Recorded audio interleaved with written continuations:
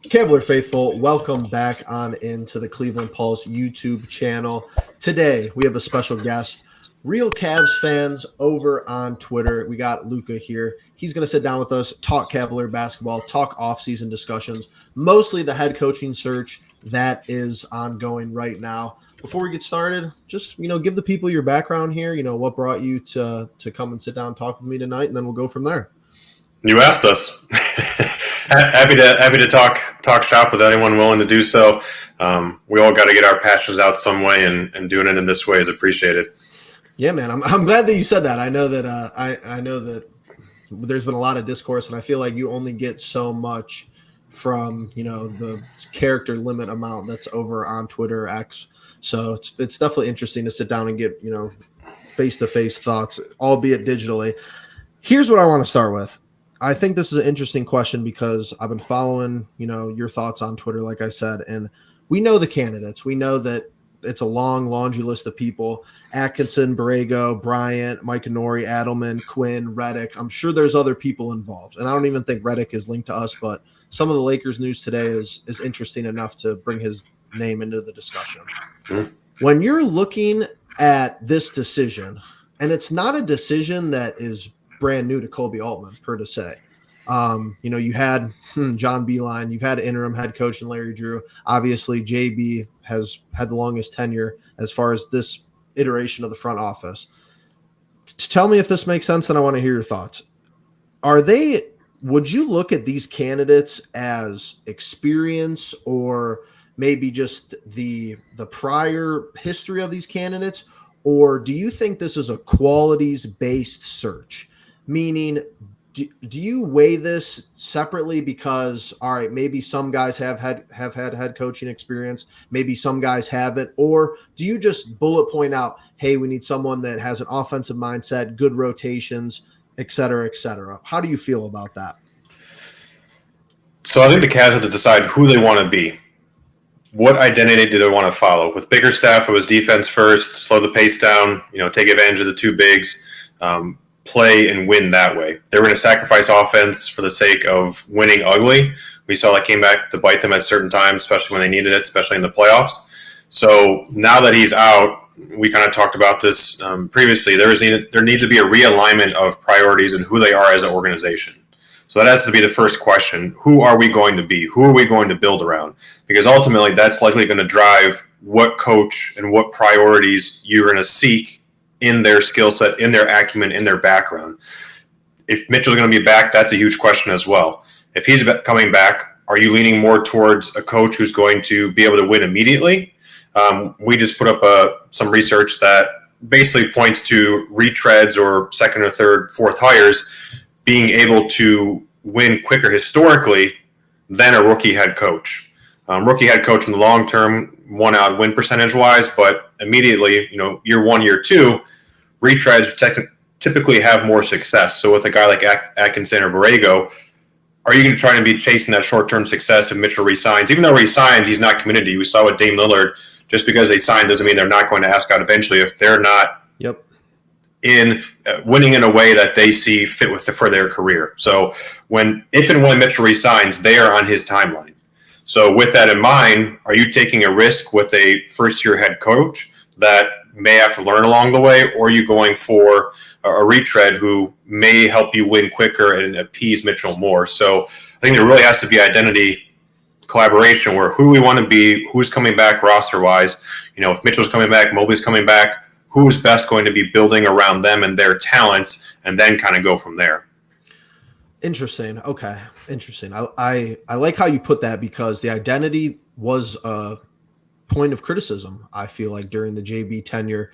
Not that we didn't know he wasn't defensive minded, but that offensive identity often eluded us, especially when it mattered the absolute most. So from some of those guys you just named, just off the top right there, as far as that specific quality, offensive identity, where do you think the trajectory of not only the franchise as a whole, but the offensive pieces that we've garnered, who do you think stands out as far as, all right, I think that a lot of people think that, all right, we're just going to get an offensive minded head coach and day one it's going to be perfect. I don't think anyone, who's reasonably looking at the situation is thinking about it like that. But let's say out of these candidates right now, first week of June, if we were 40 or 50 games into the next season, a season from now, who do you think would have us in the best spot? Who's coming back? Mitchell's back. Let's just say the core four is back. So if the core four is back, I certainly think you'd look at Atkinson and his history with Brook Lopez in Brooklyn, certainly with Jared Allen in Brooklyn as well. With Brook Lopez in Brooklyn, that's when Brook started to shoot those threes and be more perimeter oriented and kind of had that maturation game wise to where he's a true chess piece now. So you have to see that and think, can that happen in Cleveland? Even with some of the guard play there, with LeVert, Dinwiddie, D'Angelo Russell, all those guys had career years under Atkinson. He was kind of labeled the guard whisperer there. He even worked with Jeremy Lin back in New York when he was with D'Antoni. A lot of those guys had career years under him. So you have to feel, if you're bringing Garland back, that might be the guy to help kind of rejuvenate him, get him back where he was the last couple of years. So if you're looking to win now, Mitchell's back, trying to get the most out of the core, that guy may make sense. However, what you also have to figure out is what happened in Brooklyn, and is his resume really as good as you think it is? So, right. Had some success, expected win-loss. So Basketball Reference has a great stat where they kind of figure out what, based off the statistical analysis, what their win-loss record should be versus actual win-loss record. Atkinson graded out pretty poorly on that. I think it was about 7 wins less over the course of his 4-year tenure there, which is the worst among the retread head coaches they're considering. So why is that? So even though he got more out of the player development, that may not have seen itself in some of the team development. You also have to ask how the Durant and Kyrie situation went down. Granted, can't take what happened there for granted. We know how Kyrie and Durant have gone on with coaches historically. But also is a clash of cultures where you had one build-up culture and now you had a star culture coming in. That's hard to figure out in the moment. But if you're bringing Atkinson in, those are some questions you have to answer. Is he as good as you think he is? Everything we've heard, that CAA connection is important. So don't want to undermine that with Donovan being a CAA client, Atkinson being a CAA client, something to consider as well. But with Atkinson, there's some questions. Otherwise, David Adelman out of Denver, I think that's another candidate if you're looking for an offensive-minded head coach with his experience in Denver, running that corner offense, really speaks to what these bigs can do well, which is pass. So it's going to require some more shooting. Corner offense requires guys in corners and wings to be able to shoot, kind of open up that spacing.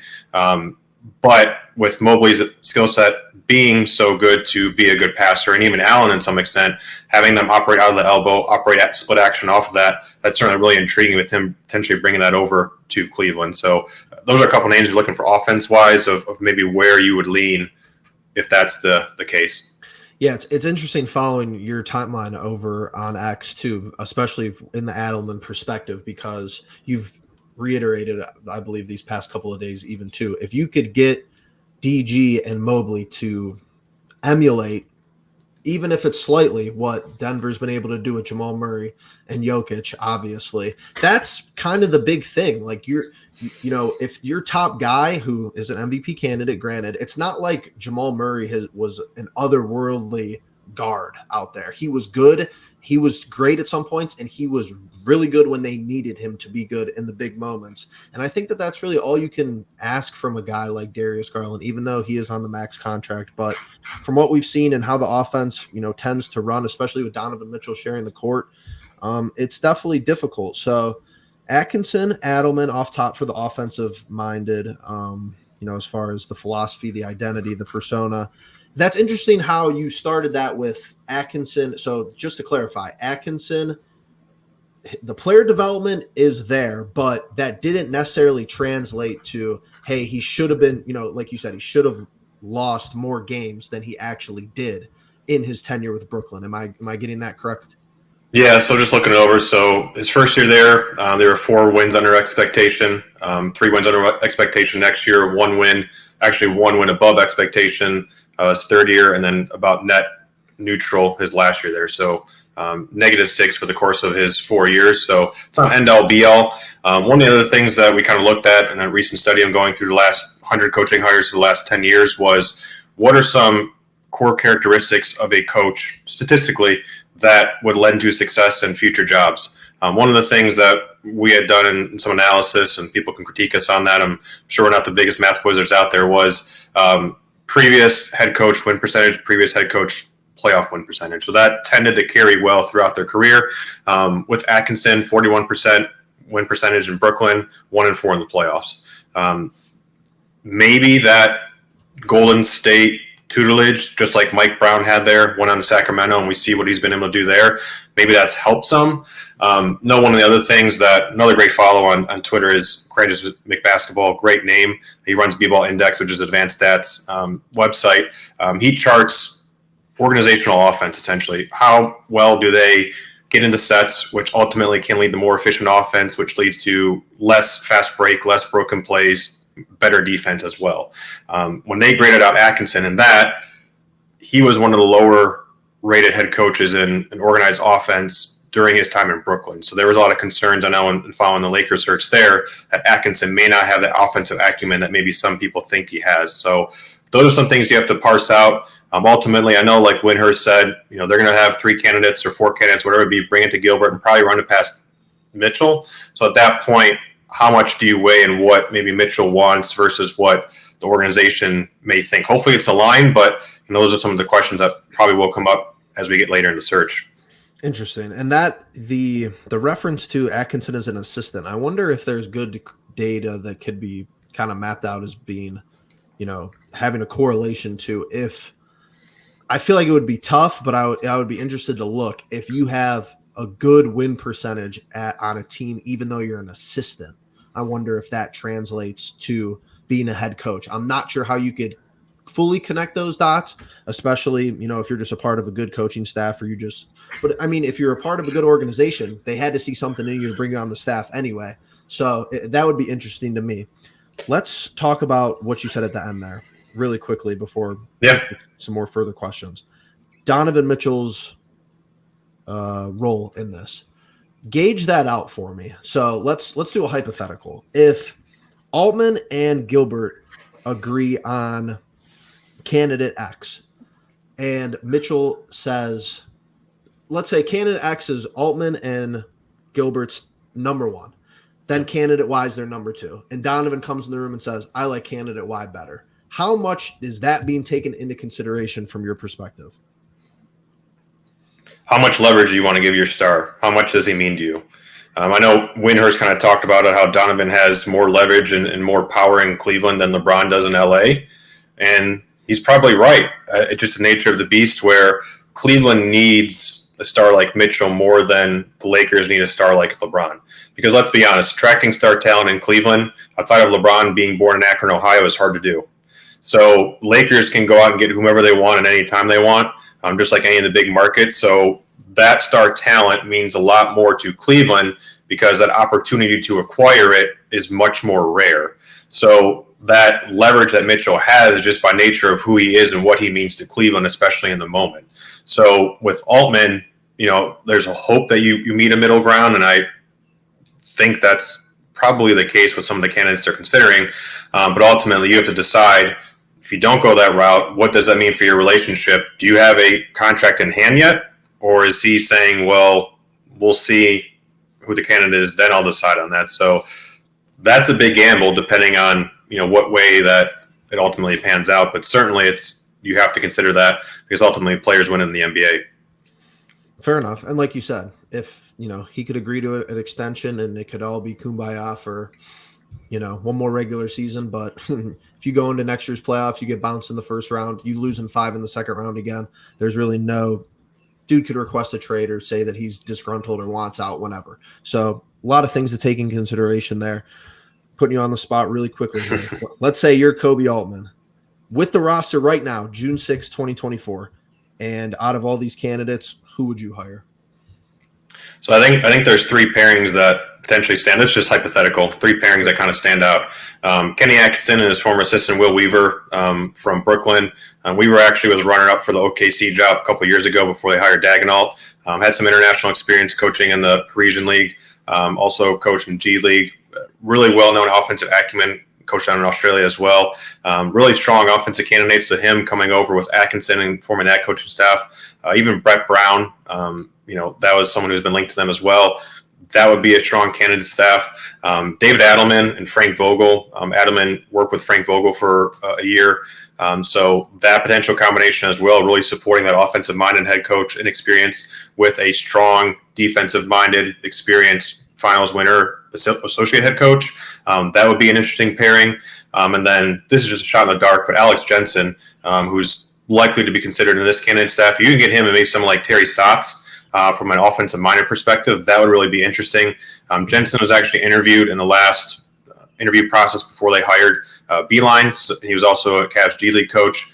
Spent many years in Utah with Donovan Mitchell, so a lot of people connect Johnny Bryant to Donovan Mitchell, but Jensen was in there in that same time as well, now currently with Dallas. So he's been a candidate for a long time, kind of under the radar, but if you can maybe get someone with his experience, work with Team USA, work with Germany International, along with maybe someone like Terry Stotts who can help kind of some of that first year break in as well as offensive wise. I think those type of pairings is what would really be a strong start for the offseason.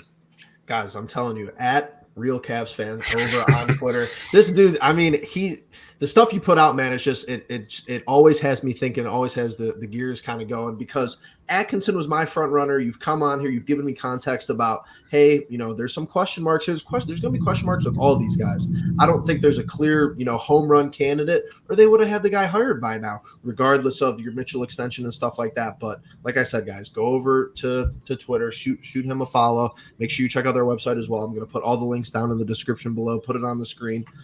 Absolutely loving this so far. So that's great that you gave like staffing too. Like you didn't just come with, hey, we're going to do this. Like you had supporting evidence with everybody. But go ahead. So no, I think that's realistic to expect that they're considering that. So when you hear Vogel, when you hear Stotts, when you hear some of these other guys at Jaeger, who was a former advisor and kind of split halfway, they may be interviewed with the intent of them trying to be on staff. So last time when Beeline was hired, JB Bickerstaff was hired to be his associate head coach because they valued that partnership. When David Blatt was hired, they hired Tyronn Lue to be that associate head coach too.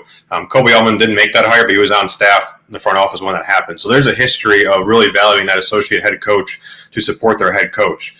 Cavs are also the only opening left, depending on what happens with the flirtation with Danny Hurley. So they do have leverage to try to attract potentially two of these candidates in a situation where, hey, there's no other head coaching jobs left. We can offer you a head coaching job, maybe the backup candidate.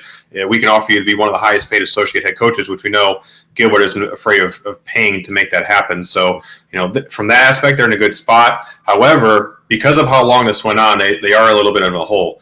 We had heard that Mike Budenholzer was very much the apple of Gilbert's eye, and seeing him go to Phoenix to his arch nemesis, I'm sure it had to hurt a little bit. Jordi Fernandez going to Brooklyn, that would have been a home run hire, former G League coach for the Cavs.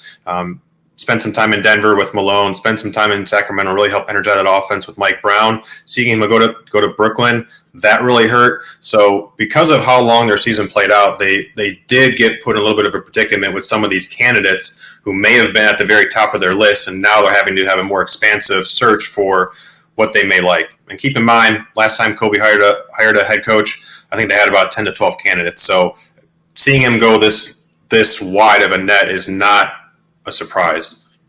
Fair enough. Absolutely. And yeah, I mean, that's probably a prerequisite question as far as the interview process. Like, who is your, give me your coaching staff surrounded by you. So it's interesting for sure. Moving forward really quickly here, these last couple of topics, because I feel like we could talk for 2 minutes about this. We could talk for 2 hours. We've kind of brought it up, the core four, the continuity. From your perspective, you hear about, maybe teams want to put together a package for Darius Garland. Maybe they want to put together a package for Jared Allen. What do you make of their continuity moving forward? Just really overview stuff. Do you think it works? Do you think that people need to be moved, or is there really just not a compatible team out there for a deal to get done if we were to move somebody? So again, not to sound like a broken record, but it gets back to alignment. Who are you building around? So if you're planning on Mitchell coming back, he's your one pillar. Mobley's not going anywhere. He's your second pillar. So if those are your top two pillars, how do you best formulate a team around them? We've seen in the playoffs time and time again, you need two lead scorers, two lead initiators, two guys who can get shots for themselves and for others. Garland Mitchell can be that. Given size can be a question, and Garland's down year is a concern, but if you're not getting a lead creator, lead shot maker somehow in a deal back, you have to be concerned about what that means for a playoff run. We've seen it with Boston. We've seen it with Dallas. We've seen it with some of these other teams. You need that multiple threat on the perimeter to be able to do that. Understanding Darius had a down year, these previous 2 years, he was a top 50 player. So as you think about building out around Mitchell and around Mobley, if those are your two key pillars, Garland is dependent on what you could get back for him or maybe what happens with Clutch. That's an unknown. Clutch is always going to look out for their guys. Can't be mad that he maybe wants to play with Wemby or Zion or whomever else that may be out there. When you get down to Allen, if you're building a team from scratch, are you picking Allen out of the bin to pair with Mobley? Probably not. You know, with JB, that may have been he's willing to sacrifice offense for defense because that's what he valued.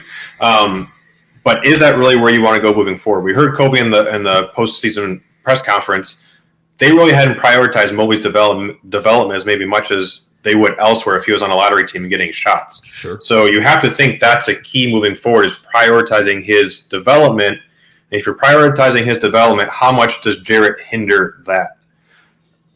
On court, off court, not sure if Jarrett's going to be back. I think there's a lot that went on that leads him to probably being the first one shipped off. Darius, I think you can afford to be wrong on Jarrett Allen. If you move a big of that talent, you can probably recover from that.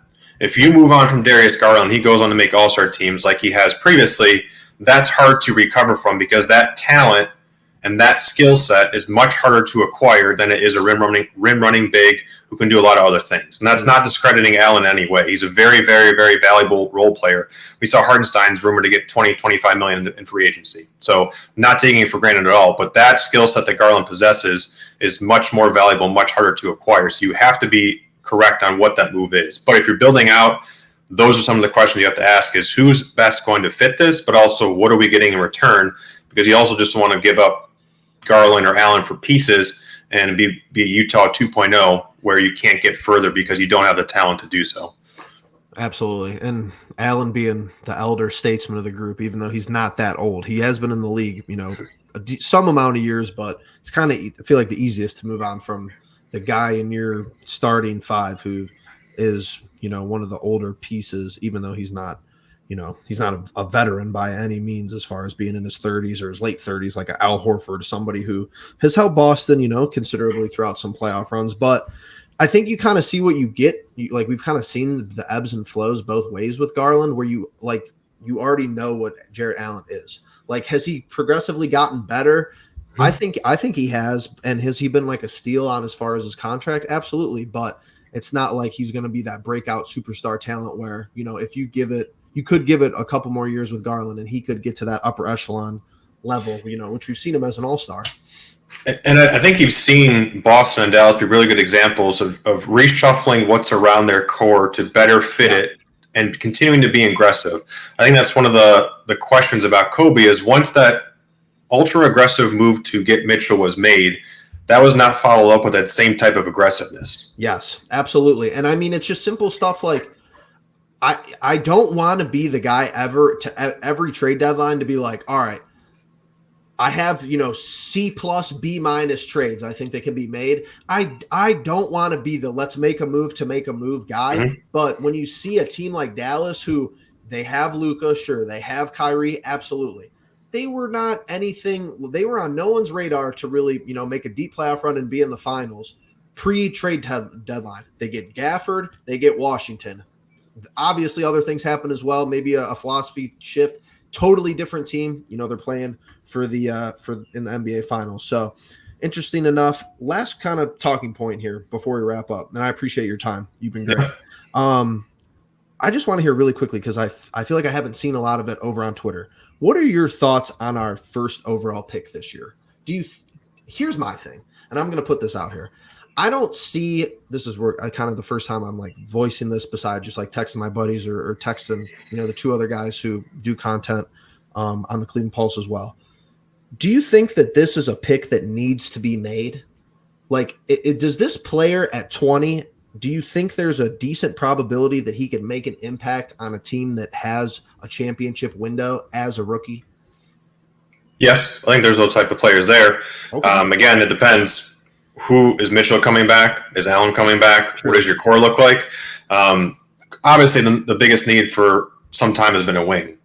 So if you can find a good wing at this pick, that obviously would be something that would be very intriguing. However, of course, in this class, from the Cavs need a wing, and there's a lot of wings. The wings kind of all have mismatched of parts. There's some guys who are good shooters but may not be good defenders. There are some guys who are good defenders, may not be good shooters. There are some who are both but don't have the size. So there's really not that perfect player that wing-wise really makes sense within this current roster. Now, if you start to move the starting lineup, if Carl's may be gone, maybe someone like a Kevin McCullough who has the size and shooting, or has the shooting and defense, but maybe not the size, it makes a little bit more sense to two guard. Depending on where you go, those different wings could fit. However, within that, even though there's the wing need is that great, there are a lot of really good big men available. Kyle Filipowski, Deron Holmes, those are really intriguing fits, particularly with the skill set needed to blend with Mobley.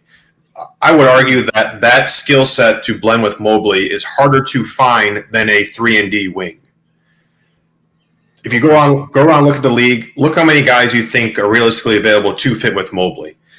Those are prime type of players that can stretch the floor, that can defensive rebound, that have some defensive versatility where maybe they cover the 5 one game, cover the 4 another game. Those are hard players to find and are quite valuable. A 3-and-D wing, those have been valuable, but those are becoming more plentiful because that skill set is in such demand. So we saw with Max Strus, you're able to get away with that to an extent. If you're throwing someone out there who can't fit with Mobley, that is a much larger weakness, which is why a Holmes, who maybe is more of a Naz Reid blend, makes sense. Naz Reid would be an amazing fit. It's too bad he didn't get to free agency because he would have been at the top of their list last free agency period. Or Kyle Filipowski, who has that perimeter offensive game, defensive rebounding, can switch between the 4 and the 5 defensively, does a little bit of shot blocking. So those skill sets are really valuable and really harder to find. So those may be more attractive because that complete package wing that you want isn't there, and you're having to live and sacrifice with some of the skill sets they may lack. Interesting. And I'm not putting this out there as an endorsement. I think there would be probably 3 teams involved minimum unless something crazy happens. But I do, because this just kind of popped in my head from what you were talking about, pairing with Mobley. There is a narrative where I think you could see us being interested in like a Karl Anthony Towns. I think that would be like a blockbuster trade. And I don't think it fits exactly into the piece that you just described. I think Naz Reid fits better for the price, for the player that you get and everything. But if the Timberwolves have been interested in Garland in the past or whatever, you see the reports, they wanted him in the, on the roster, however it may be, and that maybe Karl Anthony Towns isn't a part of the future plans for Minnesota. It's an interesting thing to talk about. But as far as the draft, I just don't have, and I feel like there's a decent bit of, sample size and track record with Altman. I don't know if I trust him to make an accurate selection at 20. And I'm not saying that to discredit the guy. I don't know if any GM in the league is going to be, a home run hitter that deep into the first round. I think that you could find somebody down there. I'm sure teams have, and you see some of these, lesser role pieces in playoff teams that, make deep runs who, they have been rookies or they've been, second year guys and they've played big impact roles. But I feel like Altman has been drafting these guys, and I know it's tough for development. I know that the G League's part of the formula with the NBA, and even, overseas having, guys play over there. But it's like you see all these pieces that we've used draft picks before in recent years, whether it's Amani Bates, Isaiah Mobley, Luke Travers, I'm sure there's a couple more guys in there as well. It's like, Dylan Windler. Can't forget about him. So it's a tough spot for me at 20. It really is, because he uses these draft picks, and then when it comes around to the trade deadline, you don't see any supplementary moves being made that includes a second-round pick, that includes a late first-round pick. So I think it'll be interesting moving forward. Well, something to consider, too, they don't have to keep the pick.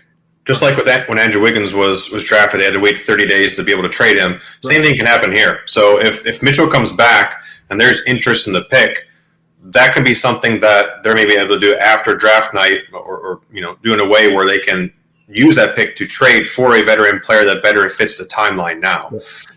Additionally, you also have to consider your picks are not as plentiful as they were before. Does that mean you have more tolerance for a higher upside player like a Tyler Smith?